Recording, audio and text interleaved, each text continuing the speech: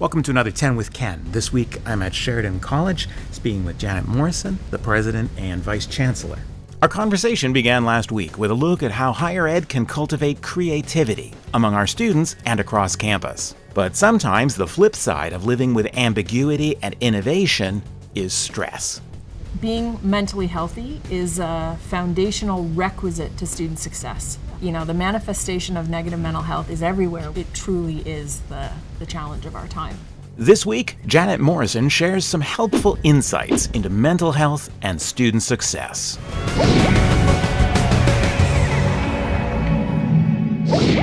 Thank you for taking some time to talk with me this morning, Janet. Thank you very much for being here. Welcome to Sheridan. Thank you. You mentioned your years at York University leading student services, and certainly York's always struck me as a place that has researched heavily and invested heavily in supporting students and transitioning them through orientation. What are some key things you could share with other institutional leaders about how we better support students on our campuses? You know, my entire professional life has really been built around studying, understanding, cultivating positive experiences for learners. There's a wealth of literature available, so I believe in programming that is evidence-based and theoretically informed. Increasingly, Canadian institutions are looking to that research to try and organize and test, for example, pilots around what works for a community relative to another student population. Again, over time, have really come to understand that on many levels, student success is a commentary on privilege. My grandmother graduated from Queen's, and so I am a white woman of privilege. I grew up in a house that was full of books. Access was not an issue for me. That is not typical of the student experience for many of the amazing learners that I supported at York or at Sheridan. So if students are now working in excess of 26 hours a week part-time, while they're going to school full-time, if they're commuting on average an hour and a half, 2 hours a day, if they have dependents and debt and familial obligations that I didn't have as an undergraduate, what does that mean for student success? So how do we define it? How do we co-define it with the learner?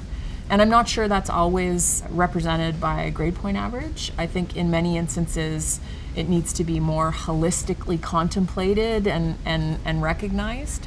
I've also come to embrace specifically the importance of purpose. What's your purpose in being here? Why does it matter to you? Because I think when stuff gets hard, and it often gets hard, that sense of purpose is the pull.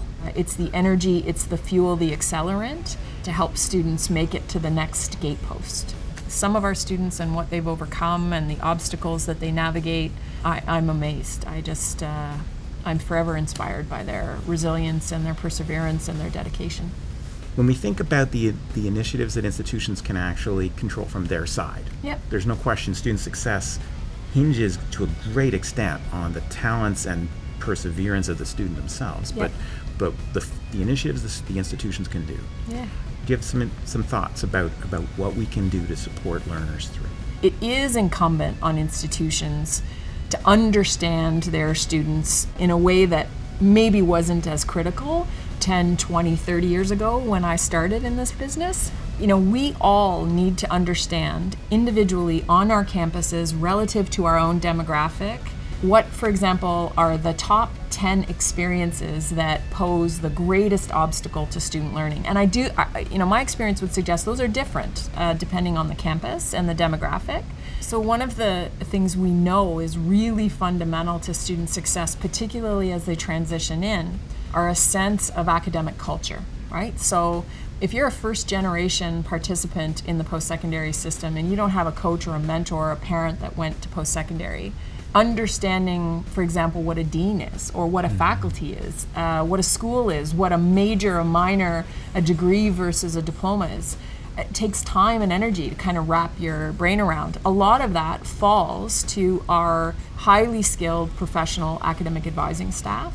Students need to be connected to be successful, and that connection is ideally with faculty, then with staff, with peers. And that's falling increasingly to our student affairs colleagues who are organizing co-curricular records to cultivate governance experience or varsity athletic experience, thinking about wellness, well-being. this really is a team effort, right? With faculty and staff focused on fostering a sense, not just of purpose, but of connectivity to the learning community, of resourcefulness. So staff in library and learning services, for example, how are they teaching students to be resourceful and to access the materials that they need?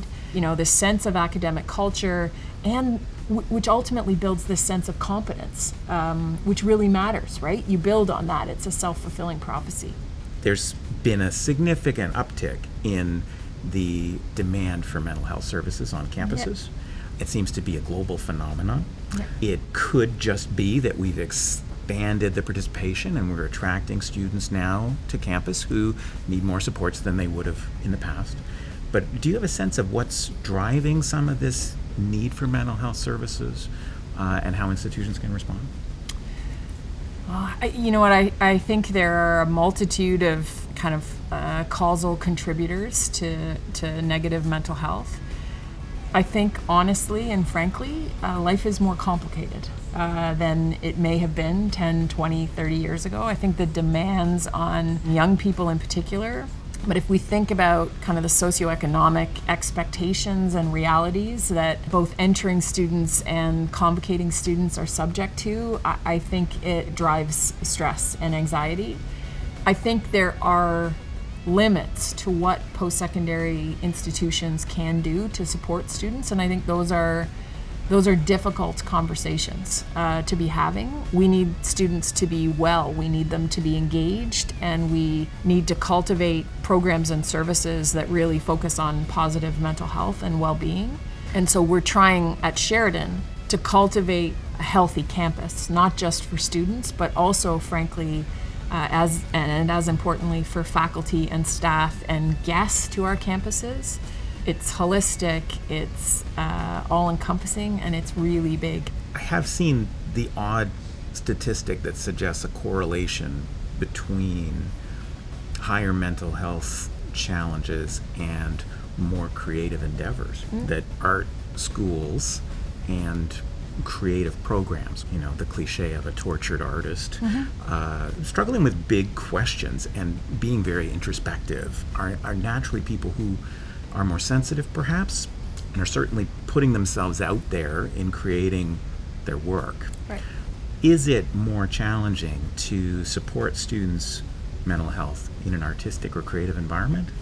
You know what, so I've seen that data too. There are disciplines where the notion of critique is fundamental to the discipline, right? So if you're talking about performing arts, there is a piece of that puzzle where critique is part of the discipline. It's important. It will be part of industry, and so our accountability is to make sure that students are ready and positioned to navigate those processes, that feedback.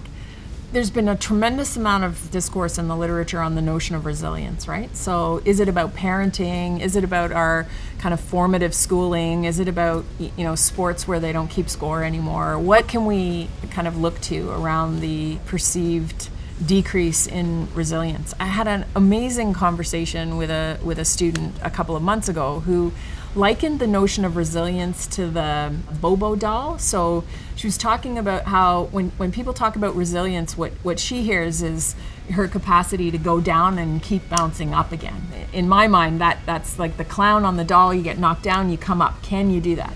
It's fundamentally important, you know. Being mentally healthy is a foundational requisite to student success. And so we need to figure out how to continually do it better.